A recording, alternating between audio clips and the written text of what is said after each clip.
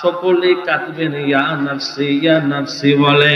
শুধুমাত্র আপনি আমার নবী, হায়াতুন নবী, জিন্দা নবী, নূরের নবী গো, কাঁদবেন উম্মতি উম্মতি বলেন। জোরে জোরে বলেন না মারহাবা। ওই নবীজির উম্মত, ওই নবীজির উম্মত হয়ে আমরা অল্প সময় বসে গেলাম।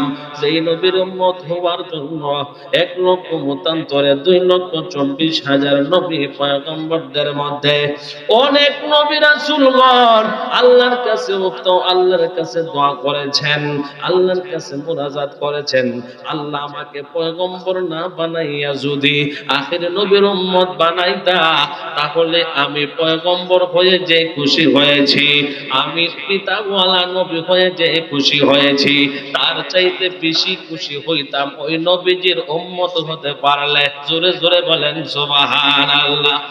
ও যুবক ভাইরা, ও পর্দানশীল মা, একটু গভীর মনোযোগ নিয়ে শুনবেন। যেই নবীজি আপনি আমার জন্য 63 বছর কেঁদেছেন, এখনো যেই নবীজি কাঁদেন, ওই নবীজির প্রেম ভালোবাসা অন্তরে রাখার দরকার আছে না নাই? ইব্রাহিম নবী বলেন, ও জগৎবাসী শুনিয়া নাও, শুনিয়া নাও, আমি ইব্রাহিম খলিলুল্লাহ হয়েছি। আমার আল্লাহ আমাকে বন্ধু বানিয়েছেন, আমাকে খলিলুল্লাহ উপাধি দিয়েছেন, আমার আল্লাহ আমাকে কিতাব দিয়েছেন। আমি খলিলুল্লাহ, আমি ইব্রাহিম নবী হইয়া যেই খুশি হয়েছি, আমি কিতাব পেয়ে যেই খুশি হয়েছি, আমি খলিল বন্ধু হইয়া যেই খুশি হয়েছি। ও জগৎবাসী শুনো রে, শুনো রে, আমি ইব্রাহিম যদি ইব্রাহিম নবী না হইয়া, আমি ইব্রাহিম যদি খলিলুল্লাহ না হইয়া, আমি ইব্রাহিম যদি রে, আমি ইব্রাহিম যদি খলিলুল্লাহ না হইয়া, আমি ইব্রাহিম যদি খলিলুল্লাহ কিতাবওয়ালা না হইয়া, আমি যদি আখির নবীর উম্মত হইতাম, আমি কিতাবওয়ালা হইয়া যেই খুশি হয়েছি, আমি নবী হইয়া যেই খুশি হয়েছি, আমি ইব্রাহিম যদি রে ওই নবীর উম্মত হইতাম, আমি ইব্রাহিম খলিল তার চাইতে বেশি খুশি হইতাম। জোরে জোরে বলেন সুবহানাল্লাহ। আপনি আমার নবীজি কেমন নবীজি রে, ওই নবীজির উম্মত হওয়ার জন্য ঈসা পয়গম্বর কেঁদেছেন, মুসা পয়গম্বর কেঁদেছেন, দাউদ নবী কেঁদেছেন, মুসা নবী কেঁদেছেন। এইভাবে করে 1,00,000 মতান্তরে 2,24,000 নবী পয়গম্বর কেঁদেছেন। তোর পাহাড়ে যাইয়া মুসা নবী বলে, আল্লাহ রে, ও আল্লাহ, তুমি আমাকে তোর পাহাড়ে আইনা আমার সাথে তুমি কথা বলো, দিদার দাও। ও আল্লাহ, আমি মুসা পয়গম্বর হইয়া, আমি মুসা কালিমুল্লাহ হইয়া যেই খুশি হয়েছি গো আল্লাহ, আমাকে যদি তুমি কিতাবওয়ালা না বানাইয়া, আমাকে যদি মুসা পয়গম্বর না বানাইয়া, আমাকে যদি তুমি আখিরি নবীর উম্মত বানাইতা, তাহলে আমি মুসা আরো বেশি খুশি হইতাম। জোরে জোরে কি সুবহানাল্লাহ বলা যাবে না? আমার নবীর শানওয়ান আমার আল্লাহ বানিয়ে দিয়েছেন, কথা বলেন ঠিক কিনা? এই জন্য 1,00,000 মতান্তরে রে 2,24,000 নবী পয়গম্বরকে আমার আল্লাহ রাব্বুল আলামিন আরশ আজিমে দাওয়াত করে নেন নাই। আল্লাহ কালিমুল্লাহ বানাইছে, আল্লাহ খলিলুল্লাহ বানাইছে, ঈসা রূহুল্লাহ বানাইছে। আমার আল্লাহ রাব্বুল আলামিন, আমার আল্লাহ রাব্বুল আলামিন তাদেরকে আরশ আজিমে দাওয়াত দিয়ে ইনভাইট করে নিয়ে যায় নাই।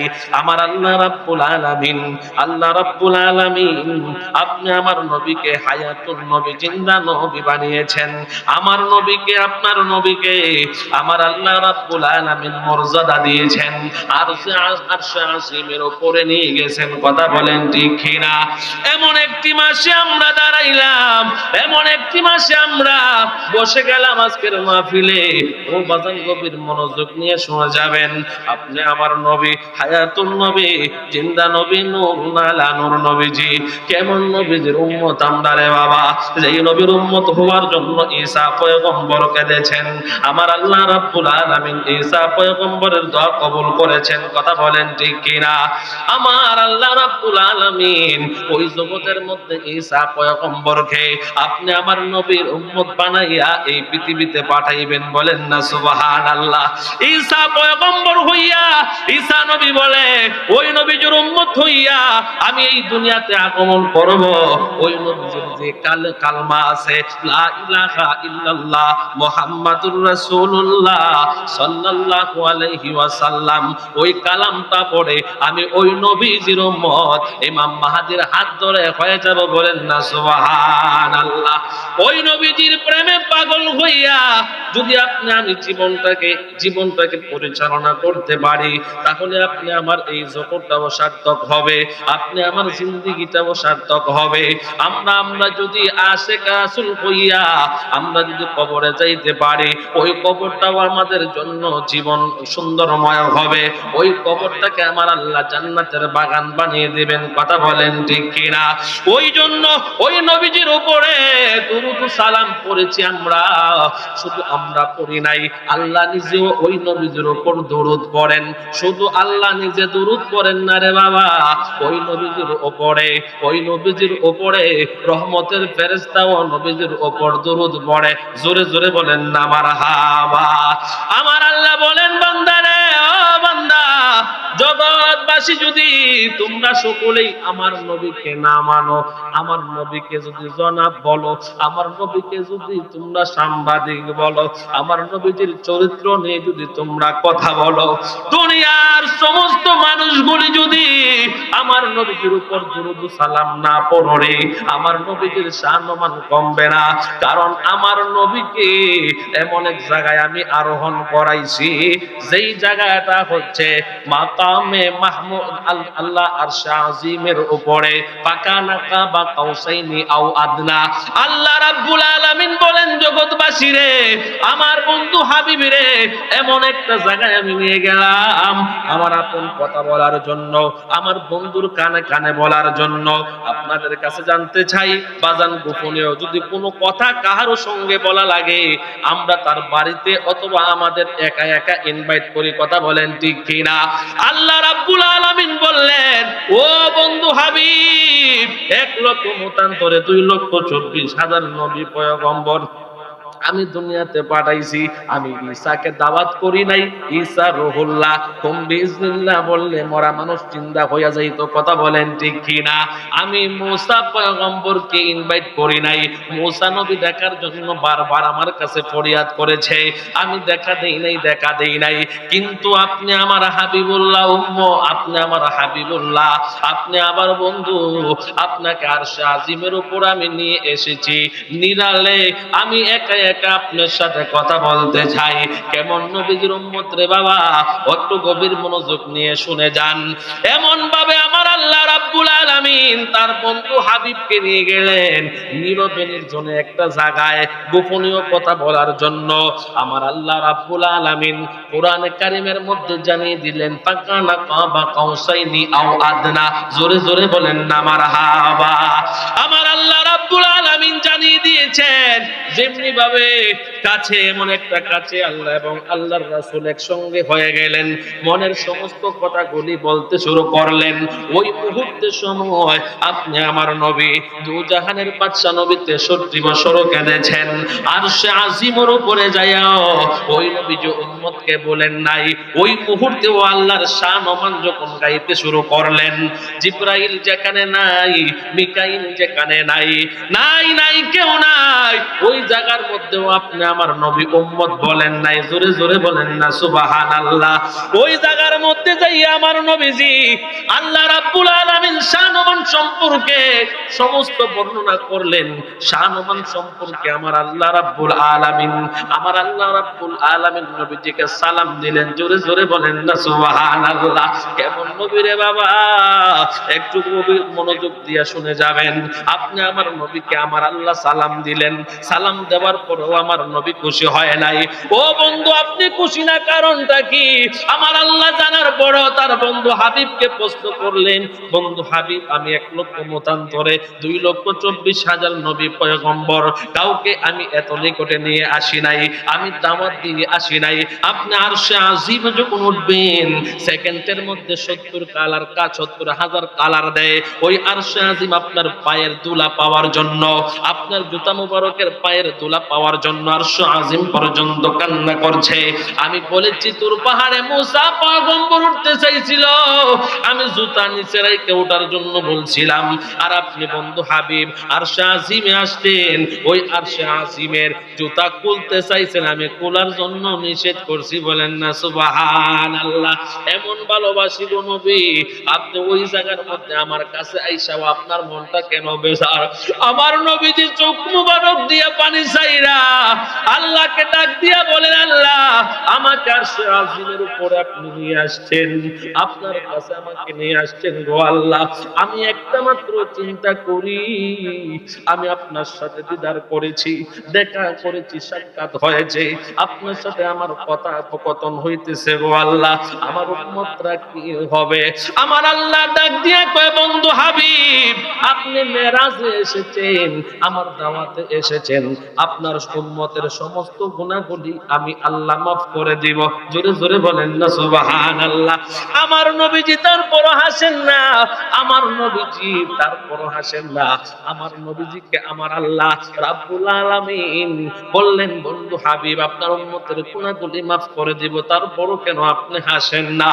আল্লাহর রাসূল আপনি আমার নবীজি বলেন, আল্লাহ এই বাজেট আমার উম্মতের জন্য আমি মানি না। জোরে জোরে বলেন না মারহাবা। আপনি আমার নবী দু জাহানের বাদশা, হায়াতুন নবী, জিন্দা নবী, উম্মতের দরদি নবী। কথা বলেন ঠিক কিনা? উম্মতের দরদি নবী বলেন, ও আল্লাহ আমি এই বাজেটটা আমার উম্মতের জন্য আমি মানি না। ও বন্ধু আমার, ও বন্ধু কোন বাজেটটা দিলে তুমি খুশি হইবা? যাও যাও যাও বন্ধু, তোমার উম্মত গুলিরে আমি মাফ করে দিব বলছিলাম। আমি আল্লাহ রাব্বুল আলামিন জান্নাতের মধ্যে সমস্ত নবী রাসূলের উম্মতের চাইতে আপনার উম্মতের ইজ্জত সম্মান বাড়িয়ে দেব। বলেন না সুবহানাল্লাহ। আল্লাহর হাবিব বলেন, না না না, আল্লাহর হাবিব বলেন, না না না, আল্লাহর হাবিব বলেন, না না না, মূল আলোচনায় যাওয়া যাবে না, সময় কম। আল্লাহর হাবিব রাহমাতাল লিল আলামিন নবীজি বললেন, আমি মানি না। আল্লাহ বললেন খুশি করার জন্য আপনার উম্মতকে জান্নাত দেওয়া হবে, আর জান্নাতে সকল নবী রাসূলের উম্মতরা থাকবে। কথা বলেন ঠিক কিনা? ও নবীজি, নবী গো, ও বন্ধু হাবিব, আপনার উম্মতের ওই জান্নাতের মধ্যে সকল নবী রাসূলের উম্মতের চাইতে আপনার উম্মতের সম্মান বাড়িয়ে দেওয়া হবে। বলেন না সুবহানাল্লাহ। তারপরও নবীজি খুশি হয় না, তারপরও নবীজি খুশি হয় না। ওই নবীজিকে আমার আল্লাহ বলেন, বন্ধু হাবিব গো, জান জান জান, আমার তরফ থেকে আপনার উম্মতের জন্য 50 ওয়াক্ত নামাজ বাজেট করে দিলাম। ওই 50 ওয়াক্ত নামাজ আপনার উম্মত যারা করবে, আপনার উম্মত যারা করবে, আমি আল্লাহ রাব্বুল আলামিন, আমি আল্লাহ রাব্বুল আলামিন ওই নামাজকে তাদের জন্য নাজাতের ওসিলা বানায় দেব। জোরে জোরে বলেন না সুবহানাল্লাহ। বলতেছিলাম গভীর মনোযোগ, যুবক ভাইরা, মুরব্বী বাবারা, পর্দানিশীন মা, একটু গভীর মনোযোগ নিয়ে শুনে যাবেন রে মা। আল্লাহর হাবিব রাহমাতাল লিল আলামিন, আল্লাহ রাব্বুল আলামিন এই 50 ওয়াক্ত নামাজ যখন দিয়ে দিলেন, আল্লাহর হাবিব রাহমাতাল লিল আলামিন যখন এই 50 ওয়াক্ত নামাজ নিয়ে আসবেন, আমি সংক্ষেপ করে দিচ্ছি। 50 ওয়াক্ত নামাজ নিয়ে যখন মুসা পয়গম্বরের কাছে হাজির হলেন, মুসা পয়গম্বর বলে, এত অল্প হায়াত নিয়ে আপনার উম্মত এই 50 ওয়াক্ত নামাজ পড়তে পারবে না। মুসা নবীর এই কথা শুনিয়া আমার নবীজি আল্লাহর দরবারে আবার যাওয়া শুরু করলেন। আমার আল্লাহ রাব্বুল আলামিন এইভাবে করে 5 ওয়াক্ত করে কমাইতে কমাইতে 5 ওয়াক্ত নামাজ যখন দিলেন, মুসা পয়গম্বর বলেন, এটাও সম্ভব হবে না। আপনি আমার নবী বলেন, না না না, যাইতে পারবো না। আমার উম্মতের জন্য আমার আল্লাহ রাব্বুল আলামিন এই বাজেটটা দিয়েছেন। কুদরতি আওয়াজে আপনি আমার নবীকে আমার আল্লাহ জানিয়ে দিলেন, বন্ধু হাবিব গো, আপনি আপনার উম্মতের বাজেটের জন্য আপনি আসেন নাই, আমি দেখেছি। ও বন্ধু, আপনি জানিয়ে রাখেন, আপনার উম্মত যদি ওই 5 ওয়াক্ত নামাজ আদায় করে গো, তাহলে তাহলে আমি আল্লাহ তাদের আমলনামায় 50 ওয়াক্ত নামাজের হাদিয়া দিয়ে দিব, বলেন না সুবহানাল্লাহ। তাহলে কেমন নবীর উম্মত, যে নবীর উম্মত হওয়ার কারণে 5 ওয়াক্ত নামাজ পড়লে 50 ওয়াক্তের সওয়াব পাই, কথা বলেন ঠিক কিনা? কারণ মুসা নবীর জামানায় এক মহিলা বলে, ও পয়গম্বর, ও পয়গম্বর, আমার মেয়ে কন্যা শিশু বাচ্চাটা মারা গেছে। মুসা নবী বলে, তোমার মেয়ে কন্যার বয়স কত? ওই মহিলা বলে, মেয়ে কন্যার বয়স হলো 110 বছর। কত বছর? 110 বছর। মুসা নবী বলে, তোমার 110 বছরের মেয়ে কন্যা মারা গেছে, তুমি বলো শিশু বাচ্চা। কিন্তু এমন একজন নবী আসবে, যেই কিতাব আমার আল্লাহ দিয়েছেন 104 খানা কিতাবের মধ্যে 103 খানা কিতাবের মধ্যে আপনি আমার নবীজির শান ও মান আমার আল্লাহ গাইছেন, বলেন না সুবহানাল্লাহ। মুসা নবী ডাক দিয়া বলে, তুমি 110 বছরের ওই মেয়ে কন্যাকে শিশু বাচ্চা বলো, আর আপনি আমার নবীজি হায়াতুন নবী, জিন্দা নবী 63 বছর জিন্দেগি করেছেন, কথা বলেন ঠিক কিনা? এই জন্য আমার আল্লাহ রাব্বুল আলামিন জানিয়ে দিলেন, বন্ধু হাবিবগণ, আপনার উম্মতরা যদি অল্প সময় জিকিরের মজলিসে বসে, আপনার উম্মতরা যদি কিছু সময় আল্লাহর নামের শান ও মানের জায়গায় বসে যায়, ও হাবিব বন্ধু, আপনার উম্মতরা একটা পলক পরিমাণ সময় যদি আল্লাহর রাস্তায় কাটায়, 60 বছর নফল ইবাদত বندگی করলে যে সওয়াব হয়, আমার আল্লাহ রাব্বুল আলামিন ওয়াদা করেছেন ওই হাবিবুল্লাহর উম্মতের আমলনামায় ওই পরিমাণ সওয়াব লিখে দিবেন। জোরে জোরে বলেন না সুবহানাল্লাহ। তাহলে এই নবীর উম্মত হইয়া অল্প হায়াত পাইলেও আল্লাহ পাক অল্প দিনে আমাদের নেয়ামত, আমাদের আমল বাড়িয়ে দেন, কথা বলেন ঠিক কিনা? তো এক মুরব্বী, এটা বলে আমি শেষ করছি, এক মুরব্বী কইতেছে যে, এই আমার বয়সটা কত, তোমরা একটু দেখো তো, আমার আইডি কার্ডটা বাহির করে বা কাগজপত্র বাহির করে। সন্তানরা কাগজপত্র বাহির করে দেখে যে তার বয়সটা 100 থেকে 110 বা 20 বছর তার বয়স। তখন তার সন্তানদেরকে বলতেছে যে, আশেপাশে আমার মহল্লায়, আমার গ্রামে বা উপজেলার ভিতরে 120 বছর 30 বছরের কোন লোক আছে কিনা দেখো। বলে, না, এই বয়সের কোন লোক এই আশেপাশে নাই। তো সে কি করছে, যে যেহেতু আমার বয়সী আর কোনো লোক নাই, তাহলে একটা পাসপোর্ট বানানো দরকার, আমি বাইতুল্লাহ শরীফ হজ করতে চলে যাব, কারণ আমার বয়সী কোনো লোক যেহেতু আর নাই। সে কি করছে, তার কাপড় চোপড় নিয়ে, তখনকার সময় কিন্তু হাইটে হজ করা লাগতো, ঠিক না? এখন তো আপনার বিমান হয়েছে, জাহাজের মাধ্যমেও যাওয়া যায়।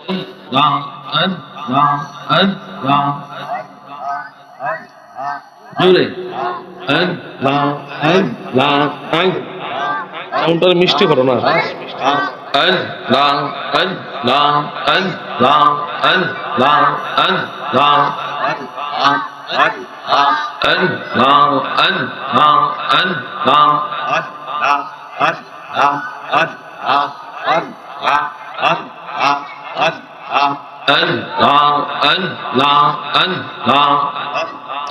মাতা পিতার মন পড়লে মাতৃ গর্বে পাঠাইলে দিয়েছি মেটাই তোমার মত দরদে কেউ নেই মারহাবা। আল্লাহ আল্লাহ আল্লাহ আল্লাহ ও গো ইলাহি, মাতা পিতার মন পড়লে মাতৃ গর্বে পাঠাইলে রাহতে দিয়েছি লেটাই মারহাবা। আল্লাহ মাতা পিতা তের পহিল না তোমা রিহিয়া জব কটলা, মাতা পিতা তের পহিল না তোমা রিহিয়া জব কটলা, আলিহি মুলগা এবে আল্লাহ শাওয়াই ও গো লিল্লাহি তোমার মতো দরদি কেউ নাই মারহাবা আল্লাহ আল্লাহ তোমার মতো দরদি কেউ নাই ও গো ইলাহি তোমার মতো দরদি কেউ নাই মারহাবা আল্লাহ আল্লাহ আল্লাহ আল্লাহ আল্লাহ ولا إله إلا الله محمد رسول الله صلى الله عليه وسلم